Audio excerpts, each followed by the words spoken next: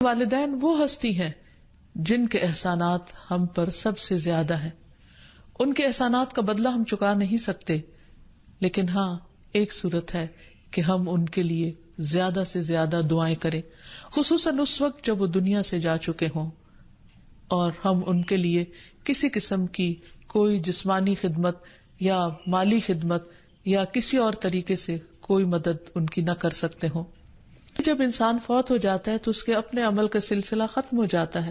3 چیزیں مرنے کے بعد بھی فائدہ دیتی ہیں، جن میں سے ایک صدقہ جاریہ ہے، دوسرے ایسا علم جو انسان اپنے پیچھے چھوڑ جائے جس سے لوگ فائدہ اٹھائیں، اور تیسرے ولد صالح یدعو لہ، نیک اولاد جو اپنے والدین کے لیے دعائیں کرے.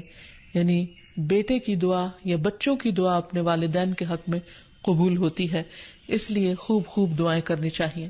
صدقہ دیتے وقت والدین کی طرف سے یعنی ان کو ثواب پہنچانے کی نیت سے صدقہ کیا جائے. اس سلسلے میں ہم دیکھتے ہیں ایک آدمی نے نبی صلی اللہ علیہ وسلم سے عرض کیا، میرے والد فوت ہو گئے ہیں اور انہوں نے مال چھوڑا ہے لیکن وصیت نہیں کی، تو کیا میں ان کی طرف سے صدقہ کروں تو ان کے گناہ معاف کر دیے جائیں گے؟ آپ نے فرمایا ہاں. اسی طرح حضرت عائشہ سے روایت ہے کہ ایک آدمی نبی صلی اللہ علیہ وسلم کے پاس آیا اور عرض کی کہ یا رسول اللہ، میری والدہ بغیر وصیت کے فوت ہو گئی ہیں اور میرا گمان ہے کہ اگر وہ بات کرتی تو صدقہ کرتی، اگر میں ان کی طرف سے صدقہ کروں تو کیا ان کو اجر ملے گا؟ آپ نے فرمایا کہ ہاں. پھر اسی طرح والدین کے اگر روزے رہتے ہوں تو ان کے قضا روزے ادا کیے جا سکتے ہیں. اگر وہ حج نہ کر پائے ہوں تو ان کی طرف سے حج بدل کیا جا سکتا ہے، یہ ان کے لیے ایک بہت بڑا احسان ہوگا. پھر اسی طرح ان کی نظر پوری کی جا سکتی ہے کہ اگر انہوں نے زندگی میں کسی سے کوئی وعدہ کیا ہو اور وہ اسے پورا نہ کر سکے ہو، اللہ تعالیٰ کے لیے کوئی نظر مانی ہو اور اسے پورا نہ کر سکے ہو تو اس کو ادا کر دیا جائے. والدین کے لیے دعا کرنے سے پہلے اللہ سبحانہ و تعالیٰ کی حمد و ثنا بیان کیجیے، پھر نبی صلی اللہ علیہ وسلم پر درود بھیجیے اور پھر اپنے ماں باپ کے لیے دعائیں کیجیے، کیونکہ یہ اللہ تعالیٰ کا حکم بھی ہے. وَقُلْ رَبِّ ارْحَمْهُمَا كَمَا رَبَّيَانِي صَغِيرًا، اور آپ کہہ دیجئے اے میرے رب ان دونوں پر رحم کیجیے، یعنی والد پر بھی اور والدہ پر بھی، جیسے انہوں نے مجھے چھوٹا سا پالا تھا، بچپن میں پالا تھا، جب میں نہ خود کھا سکتا تھا نہ پی سکتا تھا اور نہ خود اپنے آپ کو صاف کر سکتا تھا، تو انہوں نے دن رات بغیر کسی وقفے کے میری خدمت کی. تو اے رب اب جب کہ وہ بڑے ہو گئے ہیں، وہ تیری رحمت کے محتاج ہیں، تو ان پر رحمت فرما اور ان کی مشکلات آسان فرما. پھر اسی طرح والدین اگر زندہ ہو تو بھی دعا کی جائے، اور اگر وہ فوت ہو جائے تو وہ اور بھی زیادہ دعاؤں کے مستحق ہو جاتے ہیں. جب برزخ میں والدین کا درجہ بڑھا دیا جاتا ہے یعنی بلند کیا جاتا ہے تو وہ پوچھتے ہیں کہ ہمیں درجے کی یہ بلندی کیوں کر حاصل ہوئی، تو انہیں بتایا جاتا ہے کہ یہ تمہاری اولاد کی دعا کی وجہ سے. ہم دیکھتے ہیں کہ مختلف پیغمبر بھی اپنے رب سے اپنے والدین کے لیے دعائیں کرتے رہے ہیں، جن میں نوح علیہ السلام کی دعا ہے. وہ کہتے ہیں رب اغفر لی ولوالدی ولمن دخل بیتی مؤمنا وللمؤمنین والمؤمنات، اے میرے پروردگار مجھے بخش دے اور میرے والدین کو بخش دے اور ہر اس شخص کو جو میرے گھر میں مومن کی حیثیت سے داخل ہوا ہو ان سب کو بھی بخش دے. اسی طرح ابراہیم علیہ السلام کی دعا ہے ربنا اغفر لی ولوالدی وللمؤمنین یوم یقوم الحساب، اے ہمارے پروردگار مجھے، میرے والدین اور تمام مومنوں کو اس دن معاف کر دینا جس دن حساب لیا جائے گا. پھر اسی طرح ہم دیکھتے ہیں کہ صحابہ کرام اپنے والدین کے لیے دعائیں کیا کرتے تھے، جن میں خاص طور پر حضرت ابو ہریرہ کا ذکر ملتا ہے کہ وہ ایمان لے آئے تھے لیکن ان کی والدہ مشرکہ تھی اور وہ نبی صلی اللہ علیہ وسلم کے بارے میں ایسے کلمات کہہ دیتی جس سے ان کو بہت تکلیف ہوتی.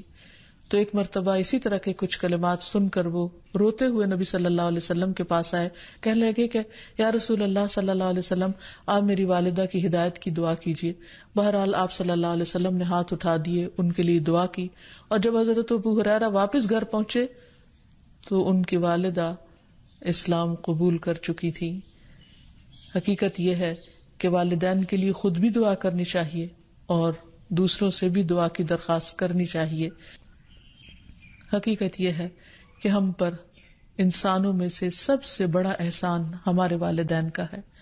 اللہ سبحانہ وتعالی نے اپنے حق کے بعد سب سے بڑا حق ہمیں والدین ہی کا بتایا ہے. والدین میں سے بھی خاص طور پر ماں کا حق ادا کرنا اور بھی زیادہ ضروری ہے، کیونکہ باپ کے مقابلے میں بچے کی پیدائش، تعلیم اور تربیت میں ماں کا حصہ اور ہاتھ زیادہ ہوتا ہے، وہ تکلیفیں بھی زیادہ اٹھاتی ہے. اور والدین کا حق ادا نہ کرنا کبیرہ گناہوں میں شمار ہوتا ہے، اور کبیرہ گناہ وہ ہیں کہ جن پر اگر انسان توبہ کیے بغیر مر گیا تو قیامت کے دن سخت پکڑ ہوگی. اور اسی طرح والدین کو رلانا بھی کبیرہ گناہ ہے، ان کو گالی دینا کبیرہ گناہ ہے. پھر اسی طرح والدین تو وہ ہستی ہیں کہ جن کے لیے دعاؤں کے ساتھ ساتھ ان کی طرف سے صدقہ خیرات کرنا بھی خصوصاً ان کے زندگی کے بعد بہت فائدہ مند ہے. انسان کو اگر زندگی میں کچھ مشکل پیش آئے، اپنے بچوں کی طرف سے کوئی پریشانی ہو، یا اپنی صحت کی طرف سے، یا کاروبار اور روزگار میں اگر کوئی پریشانی ہو، تو اس وقت انسان کو اپنے والدین کے ساتھ حسن سلوک کرنا چاہیے. یہ ان نیکیوں میں سے ہے جس کی وجہ سے انسان کی مشکل بہت جلد حل ہو جاتی ہے.